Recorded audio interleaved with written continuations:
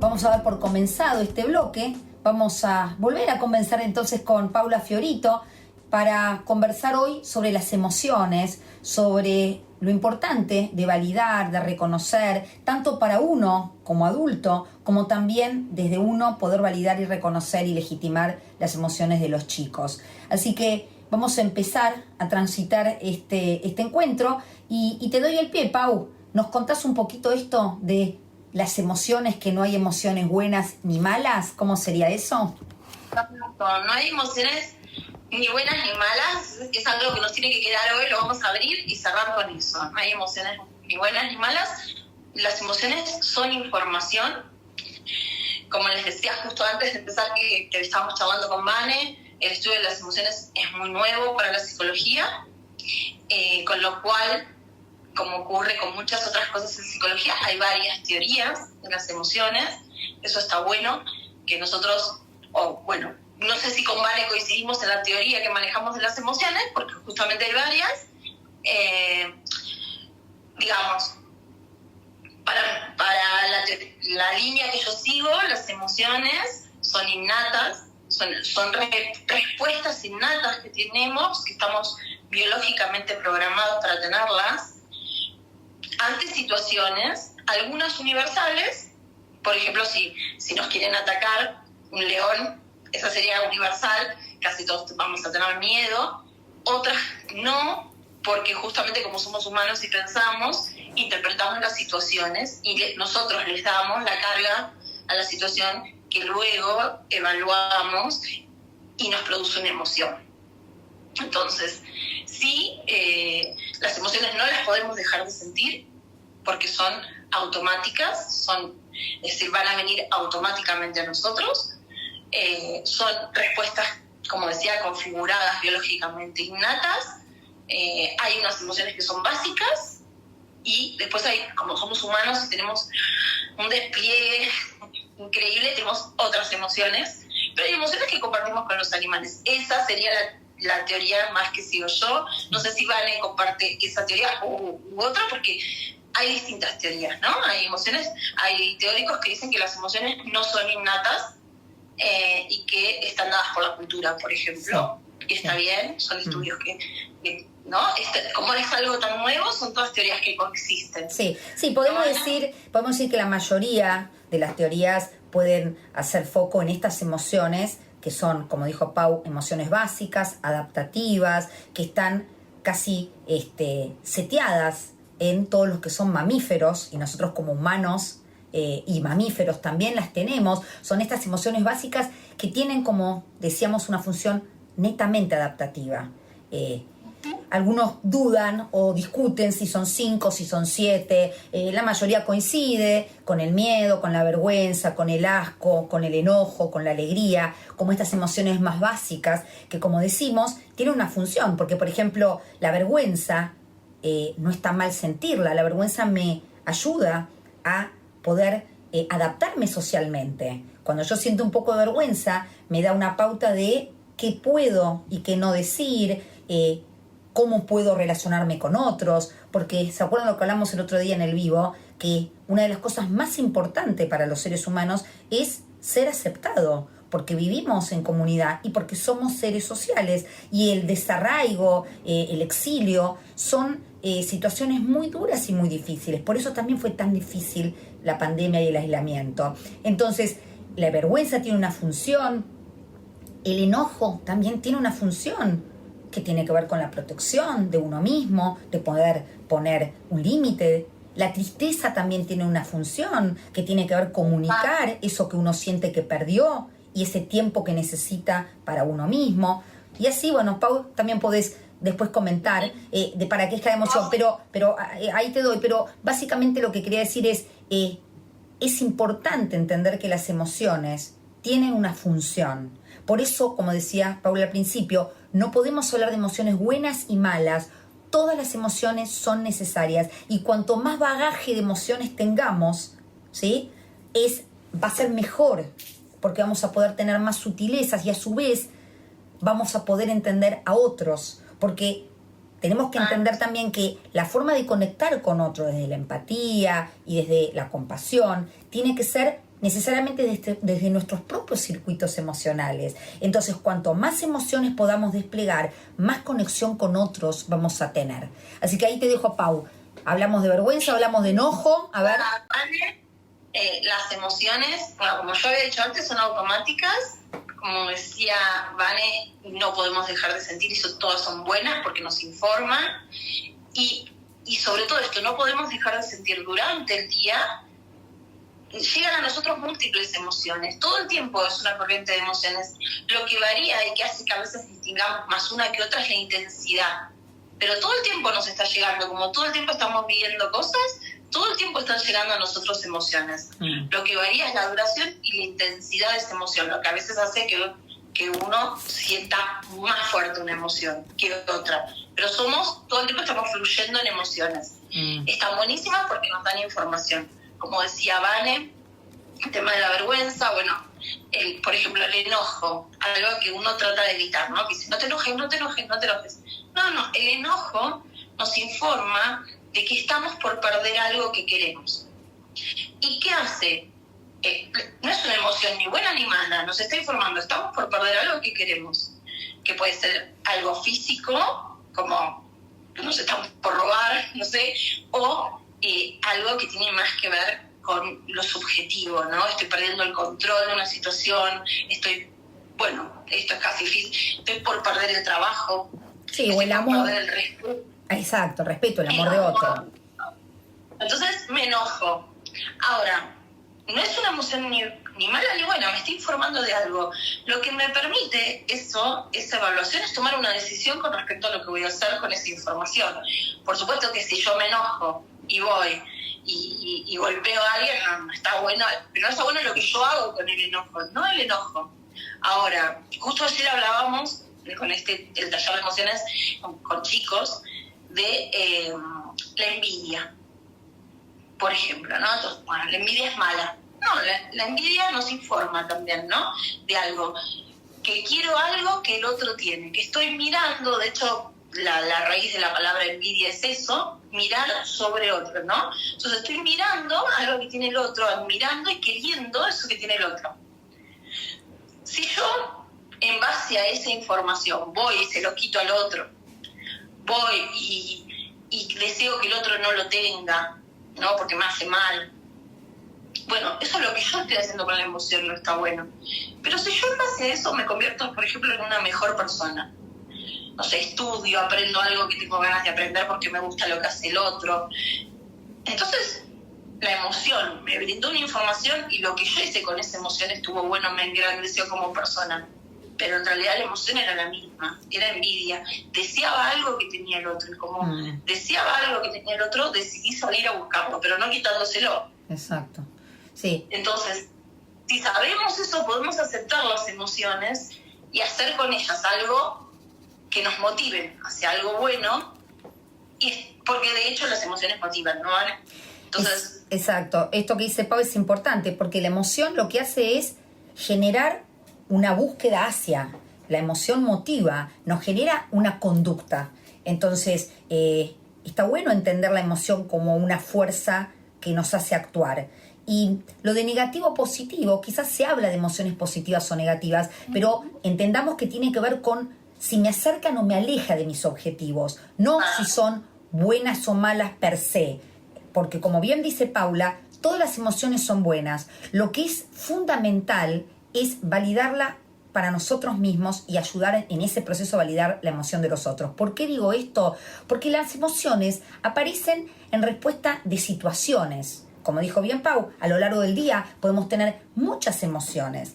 El tema es que si la emoción no se transita, si la emoción no se acepta, por un lado empieza a crecer internamente, y ese ejemplo que decimos, que hay dos chistes, el chiste de el señor que en el trabajo se siente maltratado, se siente abusado y está enojado, y entonces no solo no lo puede decir hacia afuera, sino que tampoco se lo legitima hacia adentro, y cuando llega se la agarra con el perrito, ¿no? Hay una historieta que es graciosa, pero digo, tuve un día en donde no pude transitar las emociones y cuando llego a mi casa, no sé, hay tallarines y me enojo y empiezo a gritar por temas que no tienen que ver con lo que está ocurriendo, que la emoción en realidad tenía que ver con otras cosas, que al no haberla aceptado, al no haberla transitado, termino de alguna manera actuándola o explayándome o desarrollándola de maneras que no son funcionales. Entonces, infundamental el tema de ¿qué estoy sintiendo? Porque muchas veces cuando rastreo lo que siento, veo en el cuerpo, lo percibo, dónde, cómo, puedo entender qué pensamiento asociado a veces hay esa emoción. Por eso aclaré mucho de este señor que se sintió maltratado.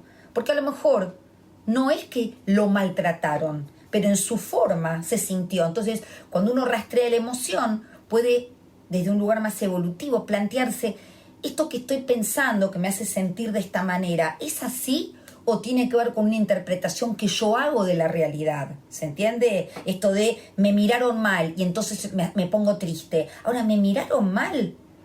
Pienso que me miran mal. Ahora, ¿será así o será que la persona tuvo un mal día y tenía esa cara porque la tenía? ¿No, Pau? Exacto, esto que dice Vane, ¿no? El tema de las emociones en los humanos se complejiza porque nosotros le damos significado a las situaciones. Yo a veces siempre pongo el ejemplo de estamos haciendo la fila para ir al cine. Ya estamos por entrar y nos dicen que no van a pasar la película, que se canceló la función, porque no sé, porque anda mal algo y no va. Y bueno, es una situación, se canceló la función del cine. Hay una persona en la fila que se enoja, ¿por qué? Justamente porque decíamos, bueno, el enojo me informa de que estoy perdiendo algo que quería, ¿no? Estoy perdiendo, bueno, ir al cine, estoy perdiendo el control de la situación porque yo no puedo elegir ir o no ir. Cada uno tiene que tener la lectura de qué es lo que está aprendiendo. Pero por ahí en la misma fila hay alguien que se alegra porque en realidad está acompañando a otro, no tenía tantas ganas de ir. Entonces, es esto que decía Vane, de la valencia de las emociones positivas o negativas, tienen que ver con si me acerco o me alejo. Si yo no tenía ganas de hacer algo y me dicen que se canceló, me voy a sentir feliz porque me alejo de eso que me estaba haciendo mal. Entonces me voy a sentir feliz. Por ahí hay otro que siente culpa. Por ahí hay otro que le da vergüenza haber sacado, le invitó a un amigo, le da vergüenza, lo traje a un cine que no está tan bueno, mira, cancelaron la función.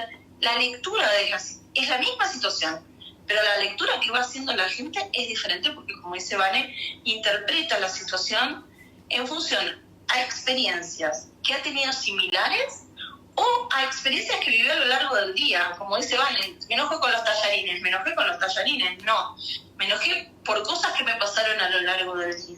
Y en ese momento, esto que veníamos diciendo de la intensidad, la emoción ya llegó a una intensidad tan grande que ya no la puedo controlar y la emoción me empieza a controlar a mí, lo cual no está tan bueno. Ni siquiera cuando las emociones que pensamos que son buenas nos controlan, está tan bueno, ¿no? Sí. Entonces, nosotros tenemos que tener cierto grado de regulación y de control sobre las emociones. ¿Por qué?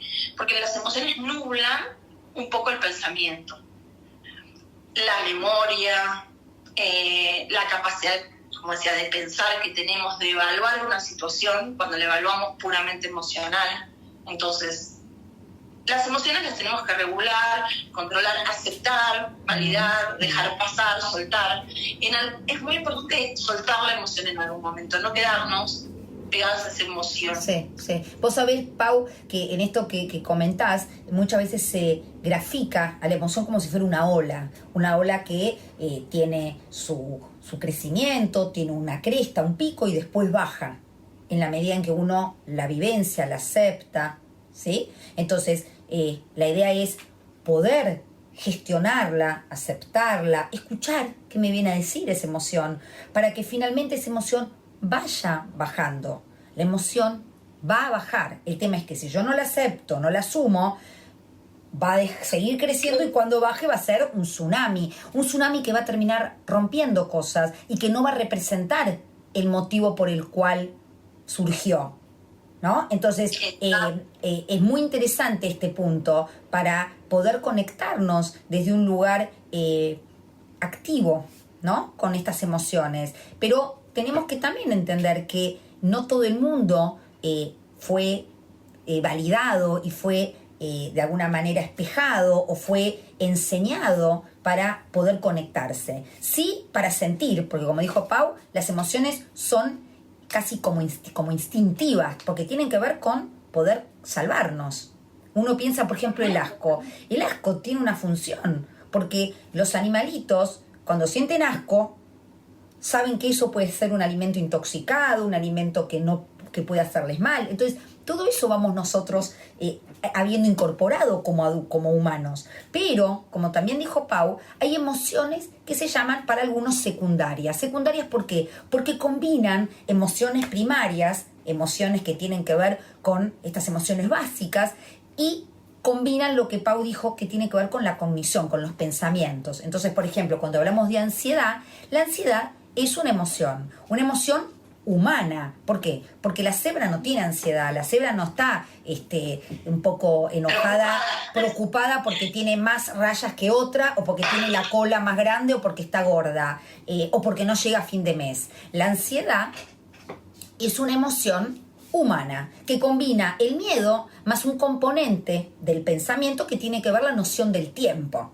Entonces, la ansiedad, como todas las emociones, es una ansiedad que nos da información y que sirve, porque la ansiedad me puede ayudar ¿a qué? A programar, a anticiparme, a decir tengo que pagar esto, me quiero ir de viaje, entonces tengo que hacer esto. Ahora, como dijo también Paula, todas las emociones son información y son importantes si las sabemos gestionar, en cantidad y en tiempo, porque si una emoción dura demasiado, ya se puede instalar casi como un estado de ánimo. La intensidad y el tiempo es algo que sí tenemos que gestionar. Entonces, le decíamos la ansiedad. Con la ansiedad yo puedo generar un montón de proyectos y de cuidarme y de, como dijimos, motivar la conducta hacia. Ahora, cuando la ansiedad empieza a tornarse más patológica, disfuncional, cuando empiezo yo a evaluar que no tengo recursos, que lo que me va a pasar es algo que no puedo tampoco gestionar, y ahí la ansiedad se torna patológica. Pero la ansiedad en sí como emoción tiene mala prensa, pero es fundamental. No, está buenísima. La ansiedad es lo que nos impide, por ejemplo, que no perdamos un vuelo. Porque si yo voy, bueno, yo he perdido un par de vuelos. No está tan bueno.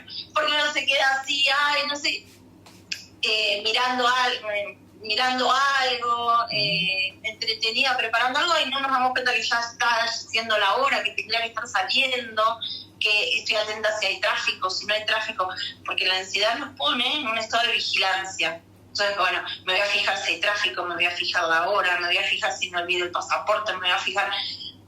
Eso es tener un estado de ansiedad. Ahora, bárbaro, una vez que llegué al aeropuerto, lo ideal sería que eso... Listo, ya llegué, ¿no? Entonces la ansiedad bajara. Como dice Vane, a veces vivimos en un estado de ansiedad. Tener muy baja la ansiedad no está bueno porque eso, perdemos vuelos, no nos preparamos, no nos damos cuenta de determinados peligros, ¿no? Pero tener la ansiedad alta todo el tiempo, no poder bajarlo, ahí se convierte en patológico, y es lo que no está muy vinculado con el estrés. Cuando dice estoy estresado, ¿por qué? Porque no puede bajar. Llega la noche y no me puedo dormir porque sigo pensando y estando hipervigilante. Y no está tan bueno como estar alegre todo el tiempo, no está tan bueno, ¿no? Estar lo que se llama estar maníaco, y ahí es cuando se convierte en algo patológico. No tener mi visión de la situación, de cuando no puedo estar en un lugar, no sé, ser alegre cuando el otro está sufriendo y le voy a contarle un chiste o no sé. No, eso... poder apagar un poquito, bajar cuando ya la situación pasó, y la emoción que me estaba dando información de esa situación se tendría que apagar también, porque solo me estaba dando información de esa situación. Ahora, cuando no la acepto, ¿y cómo puede ser que no la acepte? Porque hay emociones que, como dice Vane, tienen mala prensa, y acá como se engancha con los nenitos, porque a veces como papás les decimos a los nenes, no te puedes enojar, o no te puedes enojar por eso, no te puedes poner triste por eso, no puedes, ¿no? Como que les decimos no te puede dar vergüenza eso, ¿no? Les decimos cómo se deberían sentir. Entonces, lo que hay que hacer es validar la emoción, como dice Vane, decir, sí, estás enojado, a ver, ¿qué podemos hacer? Para eso está muy bueno etiquetar la emoción nosotros mismos, para nosotros, la tenemos que aprender a etiquetar si todavía no sabemos etiquetar bien las emociones, poder expresarla, poder decir me siento así porque tal cosa, ¿no? Poder expresar eso, solo eso empieza a, como ya estoy leyendo bien la información, empieza a bajar la emoción. No hace la bola que se vane, sino que una olita. ¿Por qué? Porque estoy pudiendo saber lo que me está diciendo eso. Si solo me quedo en sentir, sobre todo las sensaciones físicas que tiene la emoción, porque la emoción tiene un componente mental, un componente físico, ¿no? Por ejemplo, cuando estoy enojado siento calor. Por eso no nos dicen, está en Argentina que se está recaliente. ¿Por qué? Porque cuando uno está enojado siente calor, me enrojezco un poquito, ¿no? Por eso la emoción se vincula con el color rojo, el enojo con el color rojo, ¿no? A veces cuando estoy enojado cierro los puños. Sin darme cuenta, aprieto fuerte los puños. ¿Por qué? Porque en su estado más básico iría a pelear. Pero como no somos ese estado tan básico, podemos resolverlo de otra manera. Reconocer lo físico que tiene la emoción, ¿no? Que la tristeza tiene como esa cosa que se cierra y oprime acá, ¿no? Que tiene que ver con que respiro más fuerte. Como respiro más fuerte se abre y cierra el tubito con el que tragamos. Entonces por eso sentimos un nudo en la garganta, porque estamos respirando más, necesitamos más entrada de aire, por eso sentimos que nos oprime el pecho, la tristeza, ¿no? Entonces, saber lo que nos también la tristeza como que nos apaga un poquito, ¿no? Saber lo que nos causa la emoción. La alegría nos late fuerte el corazón, pero nos late distinto que cuando estamos enojados. Sí. Es más, sentimos también un poquito de calor cuando estamos alegres o enamorados, ¿no? También nos late el corazón y sentimos un poquito de calor, pero se nota diferente que el enojo, ¿no? No estamos así tensos, contracturados, cerrando los puños, frunciendo el puño. Porque también vale decir que las emociones tienen una expresión facial que nos ayuda a leerla, ¿no? Fruncir el ceño, reír con la comisura de los labios, ¿no? Tienen una expresión facial, un correlato también en la expresión facial que ayuda mucho a nuestros hijos a saber leerlas en el otro, lo que decía Vane, ¿cómo leo la emoción en el otro? Principalmente por la expresión facial, después por otras conductas que tiene el otro, y si me lo dice mucho mejor, ¿no? Si me dice estoy enojado, mucho mejor me ayuda a que lea. Sí, eso ¿No, es interesante porque se considera que hay emociones que son universales, que las tenemos todos, más allá de la cultura, y que se expresan, como decía Pau, desde las reacciones o las gestos faciales, el enojo, en donde uno muestra los dientes. Miren cuando alguien está muy enojado. Por eso digo esto de lo interesante del instinto. Un poquito la nariz, ¿no? Claro, abre en la nariz. El tema, por ejemplo, de cuando alguien está triste o cuando alguien se ríe. Hay una serie muy interesante que hablaba de cómo leer los gestos faciales, que llamaba Lie to Me. No sé cómo se tradujo en castellano. No, la tradujeron, la dejaron así. La dejaron así, ¿no? Y es una serie muy interesante, obviamente llevada a una situación de ficción, pero está totalmente avalada y se basó también en los conocimientos de personas que estudiaron muchísimo el tema de las emociones. Paul Ekman, por ejemplo, que también lo pueden buscar. El libro. Si alguno quiere, El rostro de las emociones se llama. Él viajó por todo el mundo estudiando las diferentes culturas y las expresiones a las emociones eran universales. Él encontró que sí. Claro, y esto lo aplica en la serie. Entonces, por ejemplo, hay una parte en donde una persona se ríe y él puede darse cuenta. Esto es una cosa de ficción, pero sí puede darse cuenta, y eso sí está basado en las investigaciones de Paul Ekman, que la sonrisa real activa nervios que no lo podemos activar de manera voluntaria. Entonces, la persona puede saber cuando alguien se está riendo de manera falsa.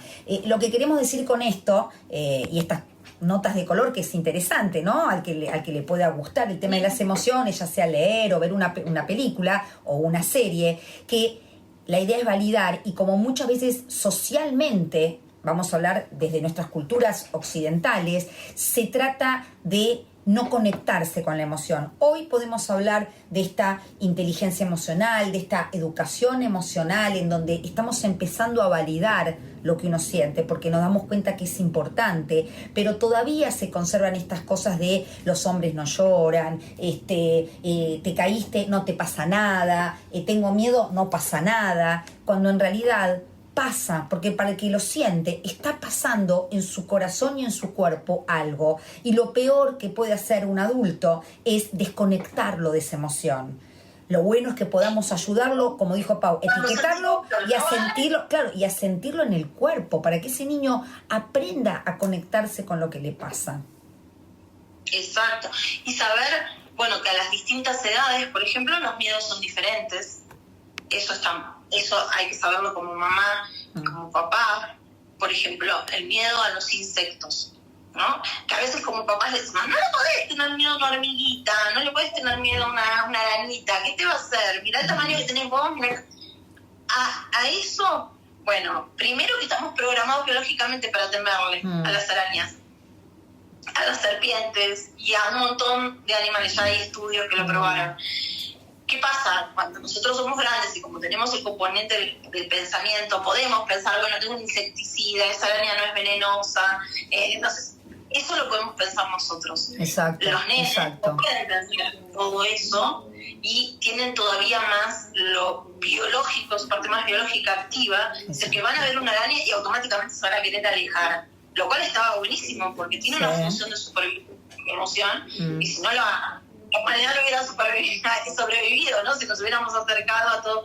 Después nosotros podemos hacer la evaluación, bueno, esa araña no es venenosa, eso no me va, con un zapato lo aplasto, eso lo podemos pensar nosotros. Así que a esa edad, a los 4 añitos, normal que le tengan miedo a los insectos, a los 2 añitos también, ¿no? Pero hasta los 4, después van a empezar a no. El miedo a la oscuridad también es un miedo biológico.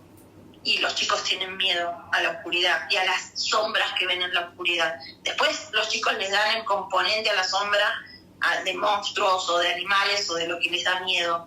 Pero el miedo a la oscuridad, validar, saber que es biológico, que nosotros ya no nos acordamos, pero que lo tuvimos seguro. Y si no lo tuvimos, qué mal, porque en realidad estamos programados para tenerlo. Sí, o no lo tuvimos, Pau, o no nos validaron tenerlo, y por eso después a los 50 dormimos con la luz prendida. La luz se puede arreglarte y escondidos abajo de la almohada. Validar el miedo, es decir, sí te entiendo que tenés miedo a la oscuridad da miedo, es decir, validar, la oscuridad da miedo. Vamos a dejar una luz chiquita prendida, un agujerito en la puerta, ¿no? La puerta entreabierta, hay una luz en el pasillo. Vamos a tratar, y les vamos a ir enseñando a ellos cómo tratar de, con la información que nos da la emoción, hacer algo, movilizarnos, no quedarnos tratando de evitar la emoción. Porque a veces gastamos toda la energía en evitar tener la emoción, ¿no? Gasto toda la energía en evitar enojarme. Entonces, tratando de no enojarme, respirando fuerte, tratando de no enojarme. No, bueno, me enojo, reconozco esta situación, la verdad, me enojo un montón. Pero bueno, ¿qué hago con este enojo? El tema es lo que hago con el enojo. Exacto. Con el enojo puedo aprender algo. Exacto. Porque hay algo que no puedo controlar y entonces puedo aprenderlo. Puedo aceptar que hay cosas que no controlo, porque hay cosas que realmente no controlo, ¿no? Entonces, siempre que reconozcamos que las emociones nos dan información, las validemos y hagamos algo con esa información, nos vamos a sentir mucho mejor que si estamos tratando de no sentirla. Totalmente. ¿No, Vane? Totalmente. Y estamos llegando ya al final de nuestro vivo, pero vamos a recalcar esto último que Pau decía. Entendamos desde el lugar de adultos que hay miedos que tienen que ver con los momentos vitales de los chicos. El miedo a la oscuridad, el miedo a no ser aceptado, por ejemplo, en la adolescencia. Hay un montón de miedos que vienen también, no solo seteados, sino que también son culturales. Entonces, el miedo a la muerte. El miedo a la muerte, exacto, a la soledad. Entonces, convengamos que estos miedos tienen funciones y el tema es validarlos y ayudar a modularlos, porque como bien dijo Pau, los niños todavía carecen de esta capacidad de pensar críticamente. Esta habilidad se llega a tener por completo a los 25 años recién. Entonces nosotros como adultos tenemos que ayudar a lo que llamamos el diálogo reflexivo, entender esa emoción y poder reflexionar, comunicarnos, hablar, para que el niño pueda entender según su momento vital. Si el niño tiene miedo a la oscuridad a los 2 años, no vamos a poder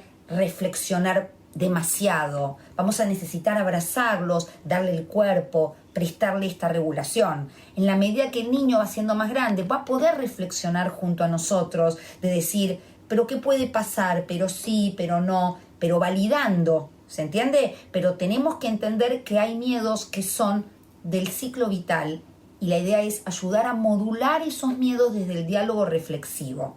Eso me parece que es un punto importante, ¿no, Pau? Y creo que otra cosa importante es que si nosotros vamos a tener que empezar por nosotros.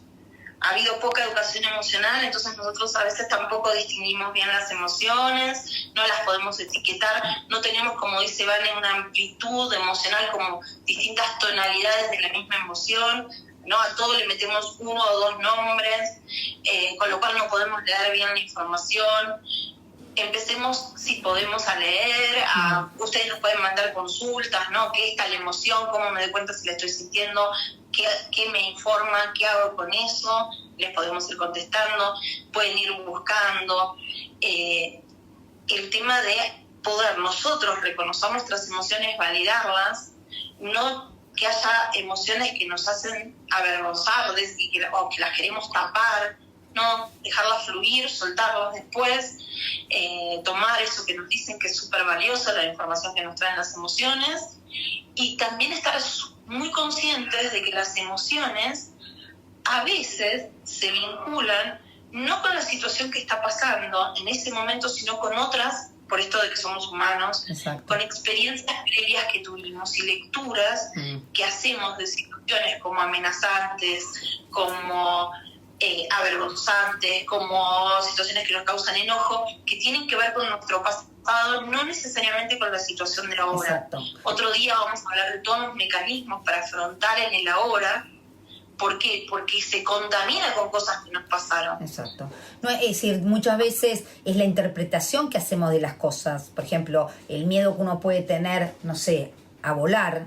No es que el avión tiene manitos y patitas y nos puede lastimar. Es lo que nosotros leemos de la situación, lo que nosotros leemos de la oscuridad. Pero esto quizá no es tan fácil para los niños.